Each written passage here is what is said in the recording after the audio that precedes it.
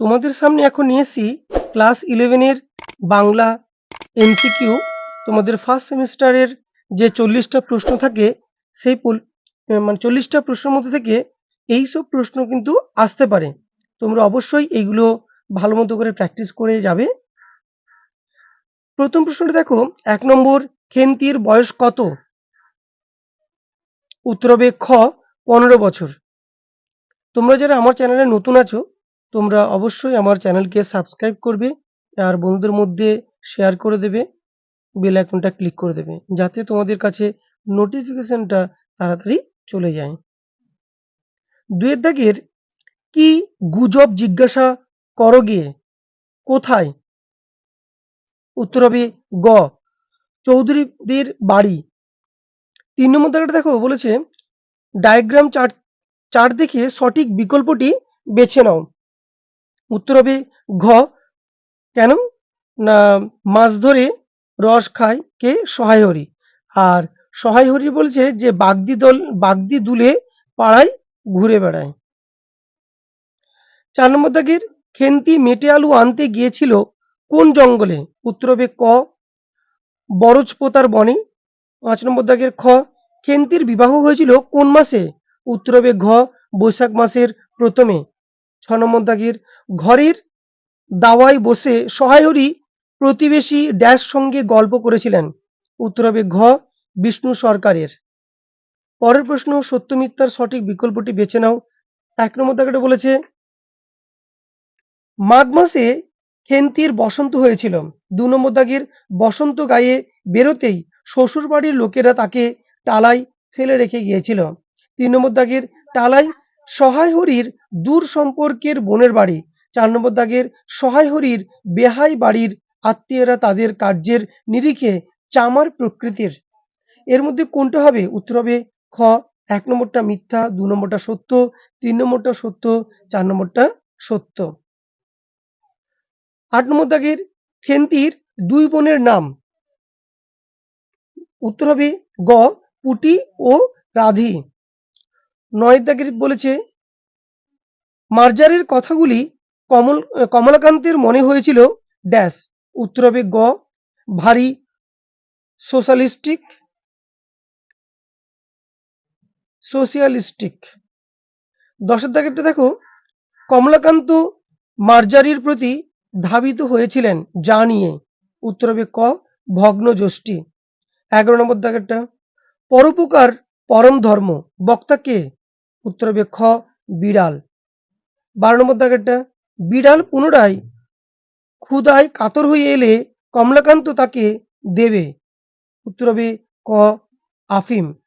13 নম্বর দাগেরটা, সত্য মিথ্যার সঠিক বিকল্পটি বেছে নাও। বঙ্কিমচন্দ্রের উপন্যাস হলো আনন্দমঠ। 2 এর দাগেরটা দেবী চৌধুরানী, 3 এরটা লোক রহস্য, 4 নম্বর দাগেরটা কৃষ্ণ চরিত্র।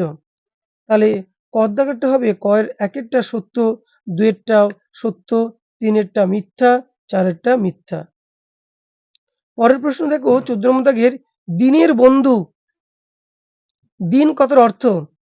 ক দিবস, খ বিদ্যাসাগর, গ দরিদ্র, ঘ মধুসূদন। উত্তর হবে গ দরিদ্র। 15 নম্বর দাগেরটা দেখো, ভাগ্য বলে পেয়ে সে মহাপর্বতে। মহাপর্বত বলতে বোঝানো হয়েছে। উত্তর হবে খ বিদ্যাসাগরকে। 16 নম্বর দাগের, ঈশ্বরচন্দ্র বিদ্যাসাগর কবিতাটি একটি ড্যাশ। উত্তর হবে ঘ সনেট। 17 নম্বর দাগের, বিবৃতি নম্বর এ বলেছে কবি বলেছেন সাম্যের গানই তার জীবনের আদর্শ। রিজন, কারণ সাম্য মানুষের মধ্যে সমস্ত ব্যবধান দূর করে। উত্তর হবে ক এ আর এ ও আর উভয় ঠিক এবং আর এর সঠিক কারণ। 18 নম্বর দাগেরটা, দেবতা ঠাকুর মানুষ কোথায় খুঁজে ফেরে? উত্তর হবে গ মৃত পুঁতি কঙ্কালে। 19 নম্বর দাগেরটা, মানবের মহাবেদনার ডাক শুনে রাজ্য ত্যাগ করেছিলেন। উত্তর হবে ঘ শাক্যমুনি। 20 নম্বর দাগেরটা, শিখদের ধর্মগ্রন্থের নাম কি? উত্তর হবে খ গ্রন্থ সাহিব। 21 নম্বর দাগেরটা, পাদ্রি গোনসাগা হাজির হলেন ড্যাশ, উত্তর হবে গ সকাল 7টার পরে। 21 নম্বর দাগেরটা সঠিক ক্রমটি বেছে নাও। মেয়েটি তার বাবা মার কথার অবাধ্য হয়েছিল বলে মাকড়সা হয়ে গিয়েছে। 2 নম্বর দাগেরটা শহরে এসে পৌঁছেছিল একটি মেয়ের ভ্রাম্যমাণ প্রদর্শনী। 3 নম্বরটা সবচেয়ে হৃদয় বিদারক মেয়েটির অকৃত্রিম করুণ গলা। 4 নম্বর দাগেরটা যাদের প্রাণে দয়া দাক্ষিণ্য আছে তারা তার মুখে মাংসের বড়া ছুঁড়ে দেয়। উত্তর হবে গ, কারণ প্রথমে হবে 2, তারপরে হবে 1, তারপরে 3, তারপরে হচ্ছে 4। 23 নম্বর দাগটা দেখো কি বলেছে, চারণ কবি কবিতার অনুবাদক হলেন কে? উত্তর হবে ঘ শঙ্খ ঘোষ। পরের প্রশ্ন, কবি তার সুর নিয়ে শ্বাস ফেলছেন। উত্তর হবে খ জনতার মাঝখানে। কবিকে কখন ভয় পায় ওরা? উত্তর হবে ক গান যখন যুদ্ধের শস্ত্র হয়ে ওঠে। 27 নম্বর দাগের মুক্তান্বয়ী বর্গের একটি ভাষা। উত্তর হবে ক তুর্কি। 27 নম্বর দাগের এসপেরান্তো হলো একটি ড্যাশ। উত্তর হবে কৃত্রিম ভাষা। পরেরটা 28 নম্বর দাগেরটা কেন্তুম গোষ্ঠীর ভাষা হলো ড্যাশ। উত্তর হবে ঘ গ্রিক।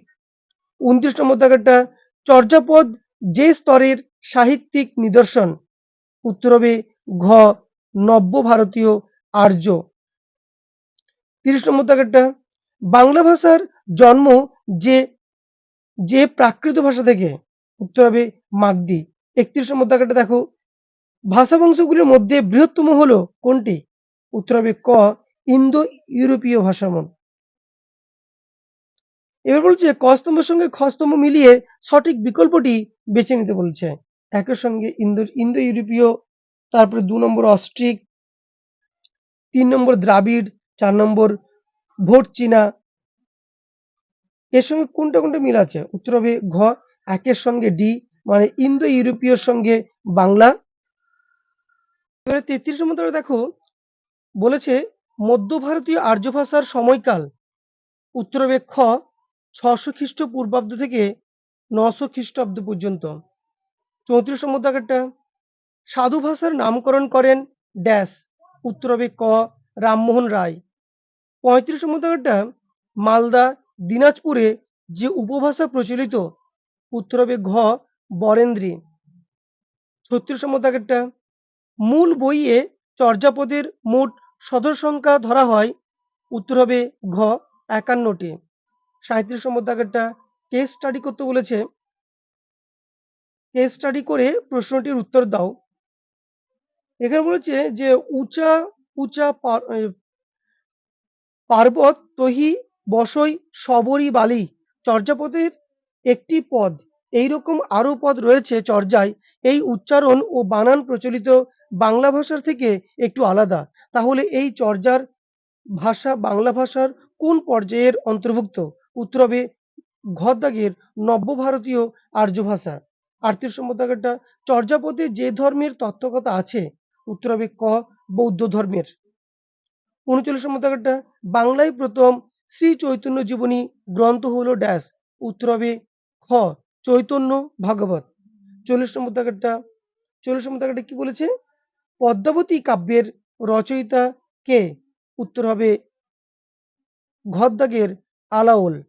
এইভাবে তোমরা করে যাও।